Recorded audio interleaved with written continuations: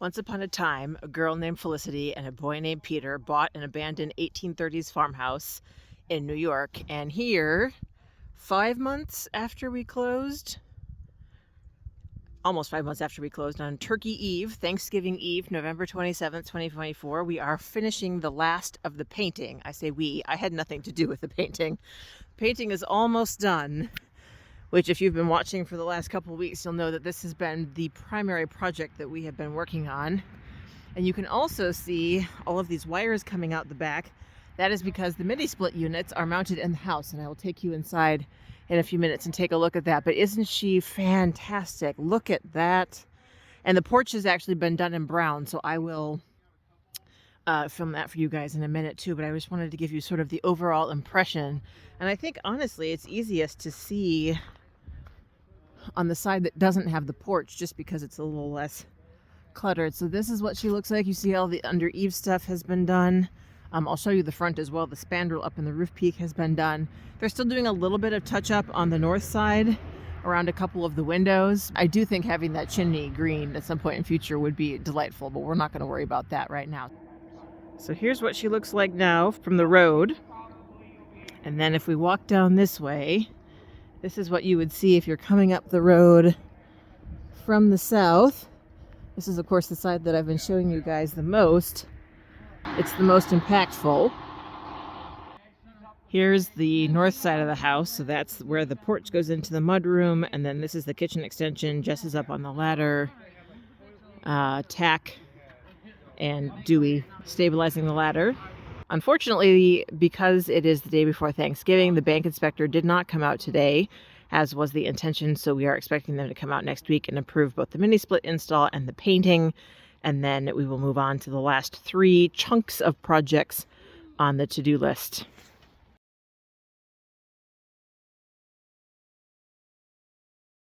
So here is the porch. I know a lot of you were asking about the paint color. Originally we thought it might be white, and then we said no. We definitely don't want it to be white because it will show all the dirt. So this is the kind of nice chocolate brown color. And let me take you up here. I can get you a pan all the way down that way. Yeah, so this is the painted porch floor.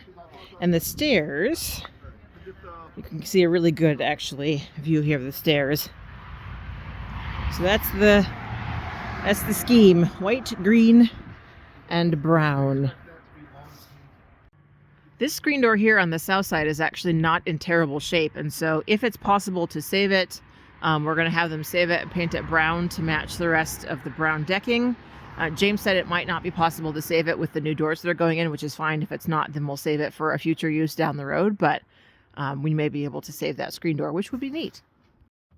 So here I am standing on the one unpainted part of the porch. All right, let's go inside. I want to show you guys, I don't think I showed you this before. So the door there, that's the door to the mudroom into the kitchen. There are a bunch of doors in the mudroom, and this is one of the doors. It turns out this is the door that used to hang in that doorway. And James had asked if we wanted it rehung, and we said yes. And they asked if it should be painted, and we said yes, please. So Jess has been working on it when it's too dark to paint outside. She's done the underside. The door is going to be white, and then the lattice around the glass is that dark green. So it's going to be a white house, a dark green frame, a white door, and then the green accent on the glass. We will have one original door. Well, original to the house as we bought it. I know some of you had asked if we were going to keep some of these other doors, but you guys, we just can't keep these doors. They're in bad shape. Look at that. I mean, they've got holes in them. They don't sit flush to the floor. The windows would all need to be replaced on them. So unfortunately, no, we're not going to keep most of the doors in here in the house. We're going to use them for other things going forward.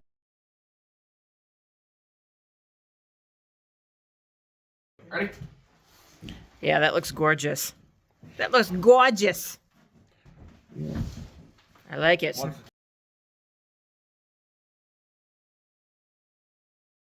This is one of the treasures that we had saved that was in the house originally. It was upstairs in the treasure room, and they ran out of propane to run the big propane heater. And so they said, well, let's see if we can plug this in.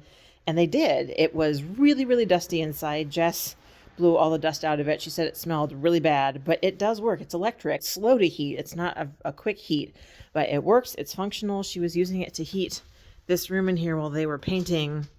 And this is the same size as Peter's office upstairs. So it's really fantastic to know that this is here and it works. And that is another option for us to have basically a very classy looking space heater.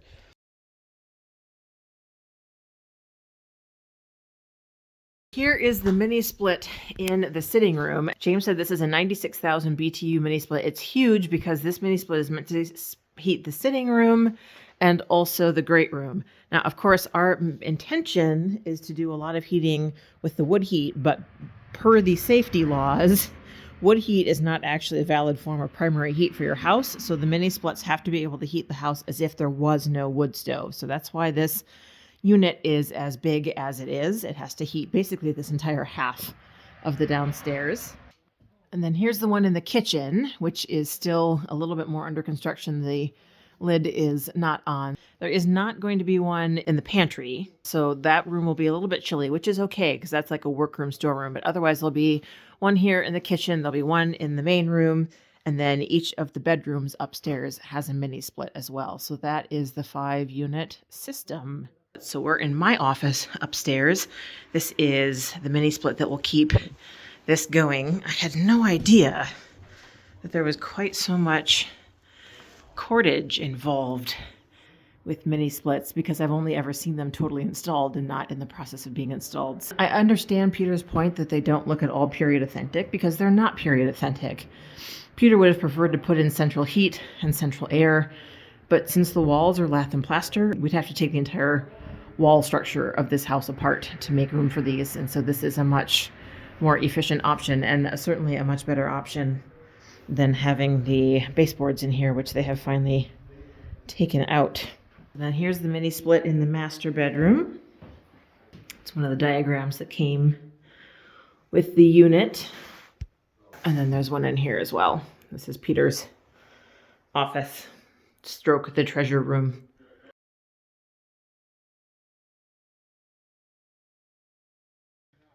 So yeah, apparently they've been doing quite a lot of work down here on the electrics. It's hard for me to tell because I don't really know what I'm looking at. I do see a lot of wires hanging around and a lot of wires going hither and yon. I see they've moved this away from the wall so they can get behind there. And you can see this piping here. This is new. This is some of the mini split piping coming out and down to the compressor unit. I don't know what this is. This was here the last time. It looks like some kind of tank, obviously.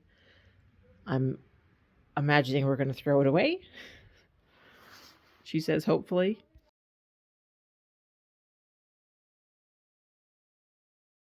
So a couple other updates. These windows are not a standard size window, and so we had two choices about the windows. We could either reframe them as standard size windows, or we could get new ones made that were a custom size. We opted to get new ones made that are a custom size because part of what we like about the house is the way that the windows look, right? The original dimensions of the house. And we thought it would be weird to do much alterations with the window frames themselves. So when we closed on the house, one of the very first draws that the bank paid out was for the windows because they were supposed to take 6 to 8 weeks to custom cut. That was 4 months ago. They were ordered the beginning of August. It is now the end of November. They were supposed to be here the end of September. They did not arrive. And every time James calls them to ask where they are, the answer is they're on a ship somewhere in transit. So James can get us standard size windows that are an inch shorter than these. And so he's going to frame in a 1/2 inch on the top and a 1/2 inch on the bottom. And I am pretty hopeful that you're not really going to notice, unless you had a really sharp eye, that that's not quite the original framing of the windows. So that means we can just go get the windows at any time because that and the doors are the last big pieces that need to be done aside from the painting and the mini splits to make the house secure for the winter. And speaking of winter, it is supposed to snow tomorrow. It's supposed to start snowing tonight. There's a storm coming in off Lake Erie. It is supposed to snow tomorrow and Friday. And then the temperatures have been in the mid-40s during the day are going to start dropping down to the mid-30s during the day, which is more appropriate for this time of year. But it also means we've run out of time to do a lot of these outdoor weatherproofing things. And then the other kind of cool thing, this is the existing front light. And I mentioned a few weeks ago when they started doing the electric that they thought this was going to be workable, and we were talking about getting a different, globe on it or something. So all of the glass panels that go up in here are here. They're just sitting inside the globe. So if it can be, taken down, fixed, cleaned, James says there's basically like a cement sealer that holds these in place that has come undone. So if that can be redone and a new light bulb put in, then we'll just keep what's here, which is totally fine. I like what's here. I don't really want to be fussed about finding out something new at this point. So this is definitely one of those if and when there's time projects, but it would be nice to keep it. So the other project that we had to do the day before we got here, the snowplows had come through and they had completely knocked off the entire arm of this mailbox. And so after some consultation with James, we decided to shorten the arm of the mailbox and move it back a little bit so that it hopefully would survive the snowplows coming through. One of the really cool things, and I have said this in the comments, but I realized I haven't said it on video, our intention of buying this house was to love it and restore it back to a livable family house. And this paint job makes it look like a livable house for the first time in a really, really long time. And then to be able to walk around inside and see the mini split units installed so that we can actually, get a certificate of occupancy, that feels really good.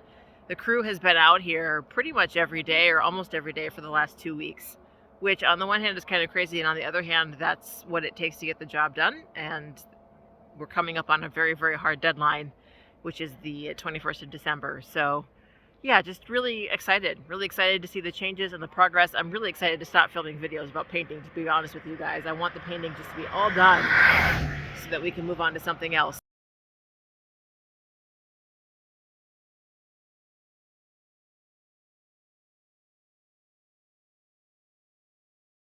Oh my God, you guys, we're getting ready to leave, and all the time we've been here, there is this most amazing smell coming, I think, from the restaurant, which is due to close this Sunday, and it smells like something deliciously pasta. It doesn't smell exactly like pasta. It smells like, I don't know, oh God, it just smells good. I could walk right in there and eat it, whatever it is.